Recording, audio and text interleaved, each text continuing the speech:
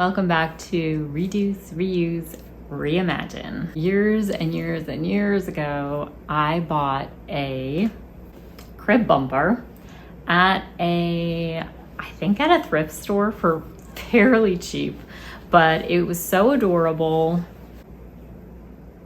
This is the back. It was so adorable that I just wanted to do something with it.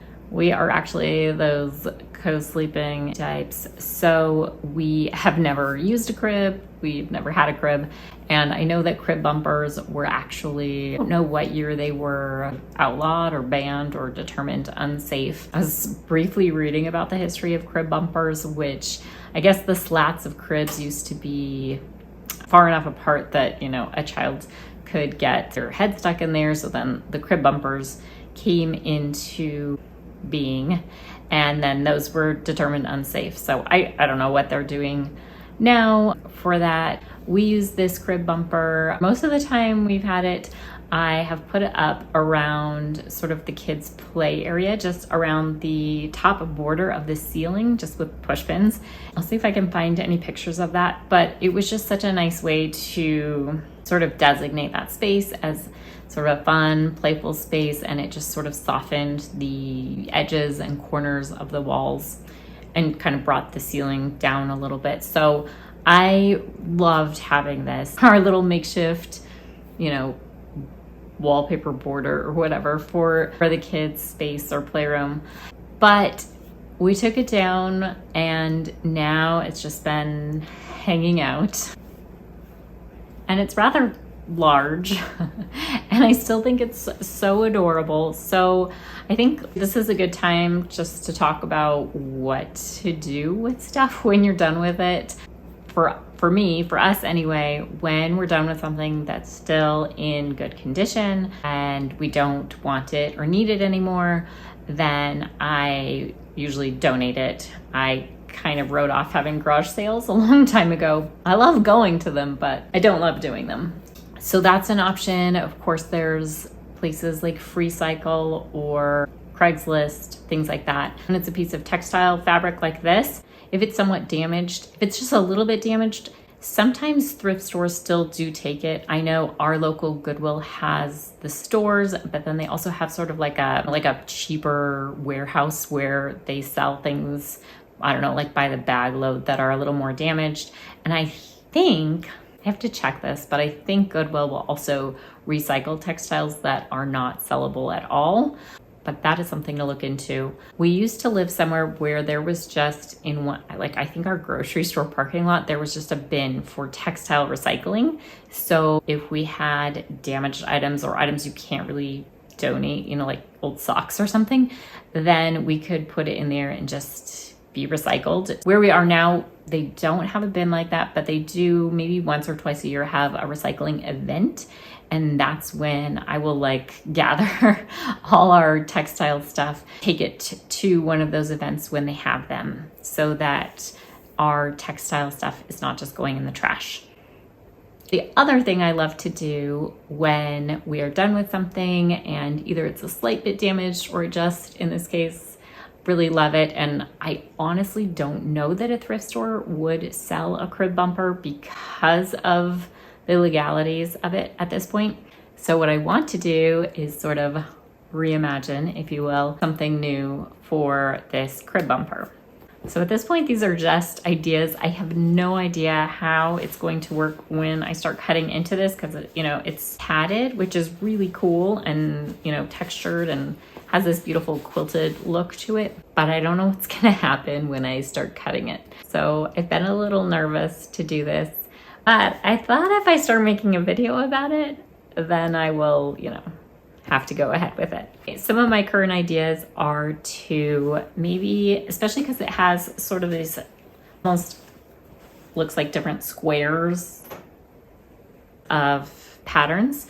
I thought maybe I could make a little bag, possibly some pillows. I might try cutting out little shapes. So Easter's coming up, so maybe some little egg shapes with ribbons. I have no idea how this will go. We don't have a raised fireplace, and our kids aren't little anymore, but I love the idea. I've seen people wrap crib bumpers around fireplaces to protect, especially like little ones or any kid, just to protect those sharp edges of the bricks. I'm trying to think what else I've seen or thought of for crib bumpers.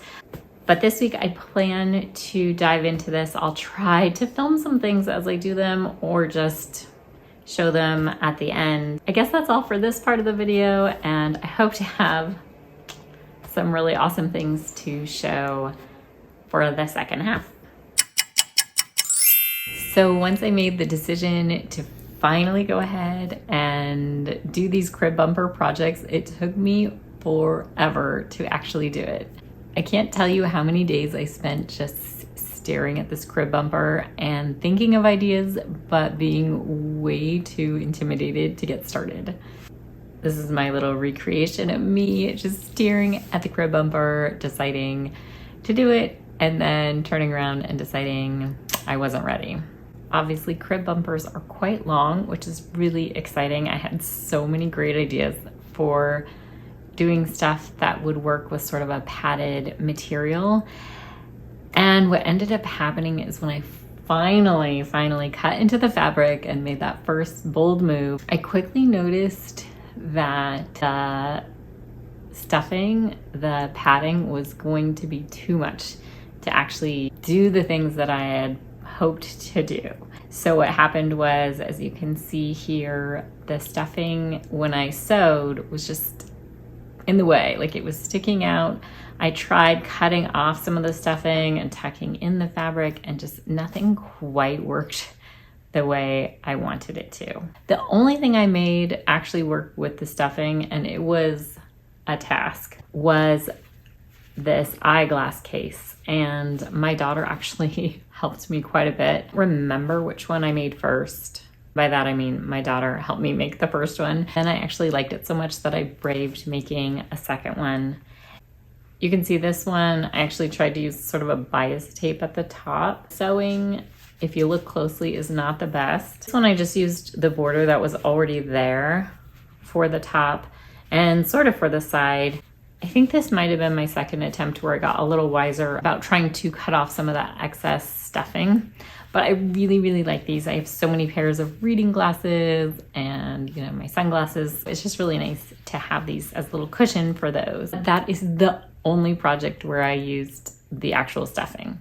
I still have these squares of the pieces with the little dresses on them because I think they're so cute. These are the ones I originally started working with to make something and just quickly realized it wasn't going to work, but I still have these on hand. So I have to figure out something for what to do with these because I think they're really cute and I want to use them for something. The next project I made where I actually realized I had to take the stuffing out was this flag bunting, which I think is super cute. And I actually was totally fine with it looking a little bit shabby. Okay, so what I did to make these, because I knew I wanted the top or bottom borders, is I just took a square and cut it in half, and that was a nice way for me to then get the stuffing out quite easily. And I ended up just putting all this padding and stuffing into a bag because I will definitely reuse that for other projects. For my kids love to make stuffed animals or to make pillows or things like that. After getting that out, I just used what I had, which was the border and then the, you know, double-sided fabric. And I just used pinking shears because I kind of liked that look of just sort of randomness. And then I just sewed it together, and I was fine with it not looking perfect. I kind of didn't want it to look perfect. It was a little challenging to sew each of these little triangles together.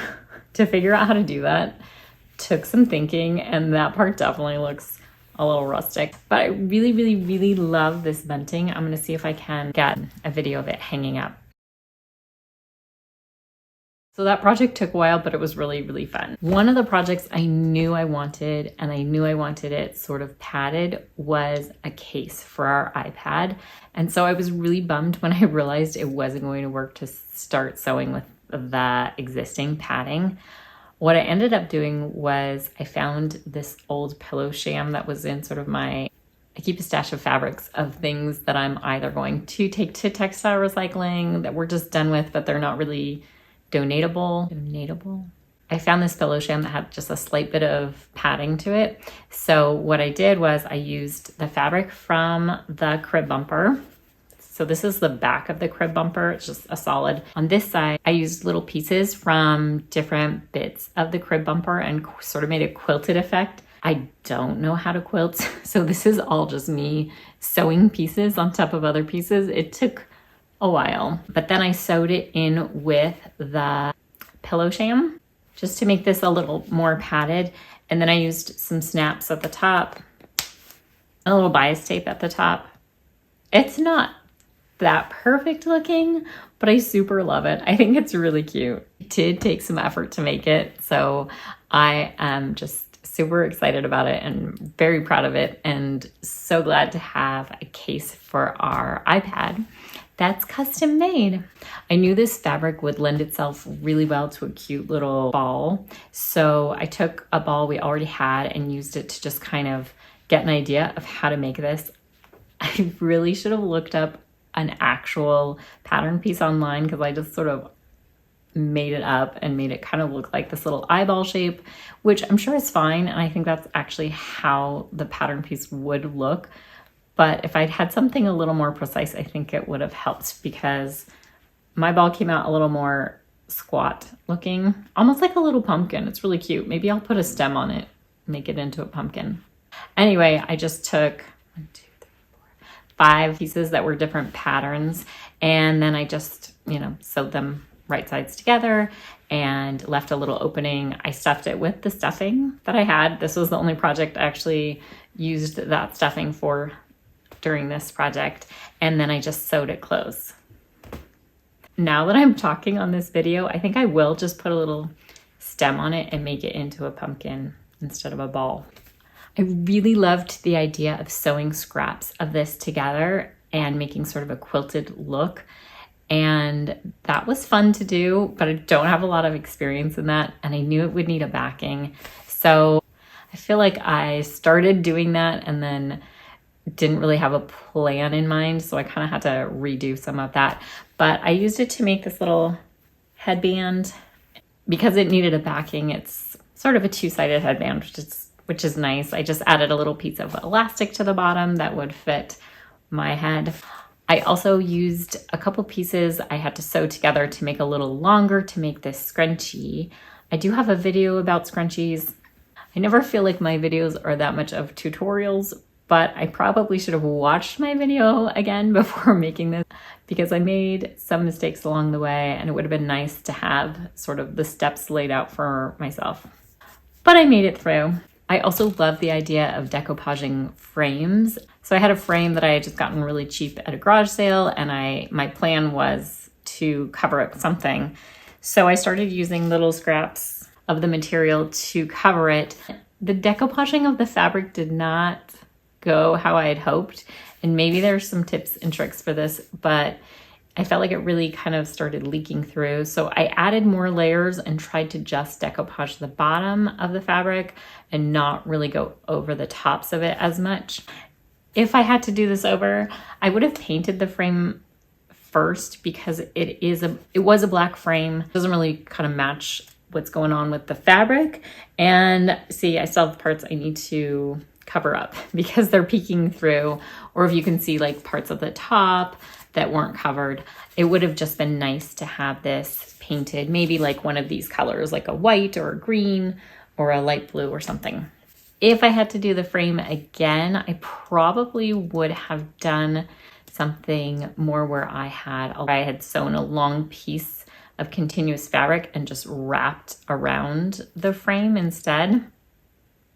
Don't know if that would have worked, but the decoupaging with the fabric was not my favorite. I think it came out okay, and I'm still going to use it, but it wasn't exactly what I had hoped.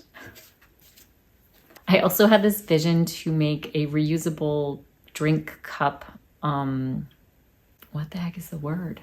Drink cup, like to go sleeve, like a coffee sleeve to hold a hot drink. And so I just opened up one that we had in our car, and I used that as a pattern. I did not do it smartly though. I did not leave extra room at all. So by the time I made mine, it was like much more shrunken down. And I don't know, I felt like I was just all over the place while doing these projects. I sewed in these little old hairbands. We had found some old hairbands from something else. And then I sewed buttons on so that I could just attach those and have a little drink coffee sleeve. I don't drink coffee, so I should call it a tea mug sleeve. Anyway, I also just sewed together a couple of different squares of the fabric and created a sleeve for one of my plant pots. I've been reusing some of the pots that other plants came in to pot my house plants. I feel like that's a whole nother video I'd love to talk about, but sometimes they're not the prettiest pots. So I've been thinking of ways to cover them up, and this was the perfect time to do that.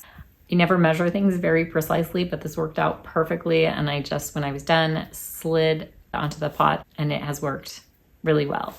So I really like that project.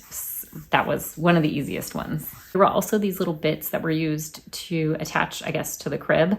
And I cut these off. I didn't use them for any of these projects, but I definitely see that these could be used for future projects. I actually might sew one of these to each end of the flag bunting so that I have an easier way to tie the ends up.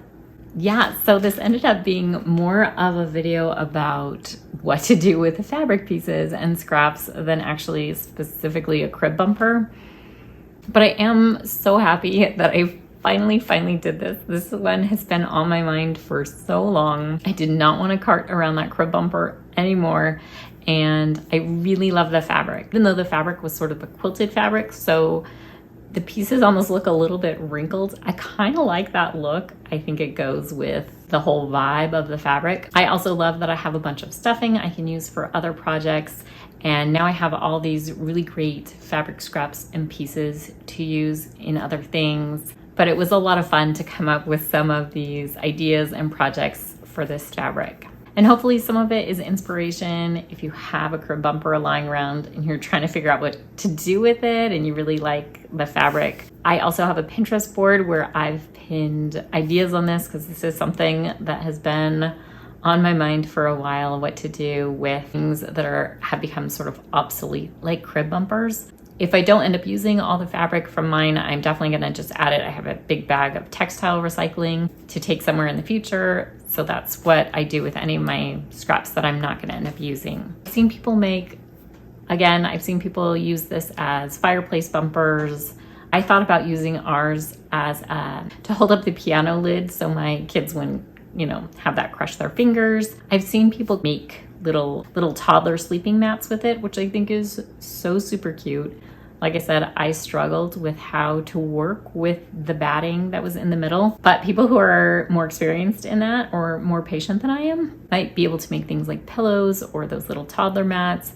I really was hoping to make a couple more of these, which is just like a little rectangular piece of cushioned fabric with loops on the end to go around the door handles so that your doors don't slam. It also could be super cute if you're trying to make a diaper bag or something like that, where you just kind of want that little bit of cushion. Oh, I was also going to make a water bottle holder. Again, I didn't quite have success with sewing with the batting, but I think a lot of people who know what they're doing would do some amazing projects with this. For those of us who don't, it's really easy to just cut that batting out of the middle and then just save it for future projects. You can always try donating your crib bumpers to a thrift store and see if they take them. And then, things like garage sales or free cycle are a good option as well. So thank you so much for watching. I'm so glad that I finally did this project, and I really appreciate you coming on the journey with me. Our actions can and will make a difference. Thank you so much.